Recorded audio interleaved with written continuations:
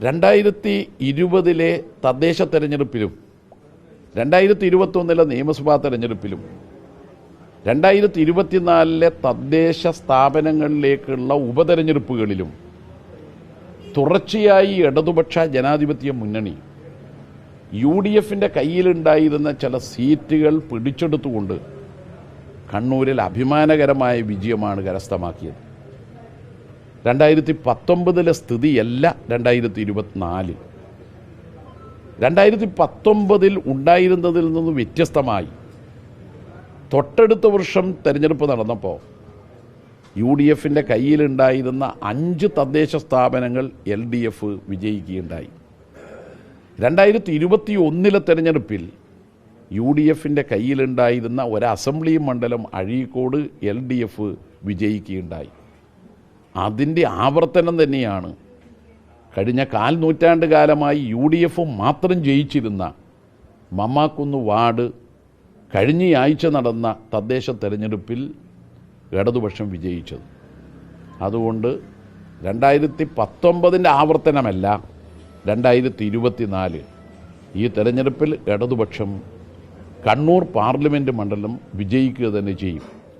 എന്നെ തിരഞ്ഞെടുക്കുകയാണെങ്കിൽ കഴിഞ്ഞ 10 വർഷം എടക്കാട് അസംബ്ലി മണ്ഡലത്തിലെ വികസന പ്രശ്നങ്ങൾ ഏറ്റെടുത്തും ജനങ്ങളുടെ ദൈനംദിന ജീവിതവുമായി ബന്ധപ്പെട്ട കാര്യങ്ങളിൽ ഇടപെട്ടും എങ്ങനെയാണോ പ്രവർത്തിച്ചത് അതിനേക്കാൾ മെച്ചപ്പെട്ട രീതിയിൽ കണ്ണൂർ പാർലമെൻറ്റ് മണ്ഡലത്തിൻ്റെ എല്ലാ വികസന കാര്യങ്ങളിലും ജനങ്ങളോടൊപ്പം ഞാനും ഉണ്ടാവും. കണ്ണൂർ വിമാനത്താവളത്തിന് പോയിൻ്റ് ഓഫ് കോൾ പദവി നേടിയെടുക്കുന്നതിൽ ജനങ്ങൾക്കൊപ്പം ഞാനും ഉണ്ടാവും. കണ്ണൂരിൻ്റെ മറ്റ് വികസന പദ്ധതികൾ, റെയിൽവേ സ്റ്റേഷൻ്റെ വികസനം അടക്കമുള്ള പദ്ധതികൾ നേടിയെടുക്കുന്നതിലും ജനങ്ങൾക്കൊപ്പം അണിനിരക്കാൻ കഴിയും. കണ്ണൂർ പാർലമെൻറ്റ് മണ്ഡലത്തിന് നിരവധി വികസന സാധ്യതകളുണ്ട്. ടൂറിസം, നിരവധി തൊഴിൽ സംരംഭങ്ങൾ, IT അധിഷ്ഠിത വ്യവസായങ്ങൾ, ഈ മേഖലകളിലെല്ലാം ഒരു ജനപ്രതിനിധിയായി തിരഞ്ഞെടുക്കപ്പെടുകയാണെങ്കിൽ അതിലെല്ലാം ജനങ്ങൾക്കൊപ്പം നിന്ന് ഈ മണ്ഡലത്തിൻ്റെ സർവതോമുഖമായ പുരോഗതിക്ക് വേണ്ടി ഒരു എളിയ ഇടതുപക്ഷ മുന്നണി പ്രവർത്തകൻ എന്ന നിലയിൽ ഞാനും ഉണ്ടാകുമെന്ന് ജനങ്ങൾക്ക് ഉറപ്പു നൽകാനും ഞാൻ ആഗ്രഹിക്കുന്നു.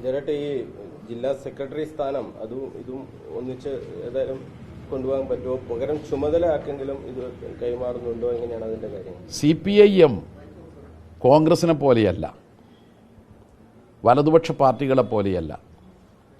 തെരഞ്ഞെടുപ്പിൽ പാർട്ടിയുടെ ഏതെങ്കിലും തലത്തിലുള്ളൊരു സെക്രട്ടറി മത്സരിക്കുകയാണെങ്കിൽ മത്സരിക്കാൻ തീരുമാനിച്ചാൽ പാർട്ടിയുടെ സംഘടനാ ചുമതലയിൽ നിന്ന് ആ സഖാവ് ഒഴിഞ്ഞു നിൽക്കും. പകരം ചുമതലക്കാരെ ചുമതലപ്പെടുത്തും. അത് നമ്മളെ കഴിഞ്ഞ കാലങ്ങളിലുള്ള പാരമ്പര്യമാണ്. സഖാവ് P. ജയരാജൻ വടകരയിൽ സ്ഥാനാർത്ഥിയായി മത്സരിച്ചിരുന്ന ഘട്ടത്തിൽ അന്ന് ജില്ലാ സെക്രട്ടറിയായിരുന്നു. സഖാവ് ജില്ലാ സെക്രട്ടറിയുടെ ചുമതലയിൽ നിന്ന് ഒഴിവാക്കിയതിനെ തുടർന്നാണ് ഞാൻ ജില്ലാ സെക്രട്ടറി ആയത്.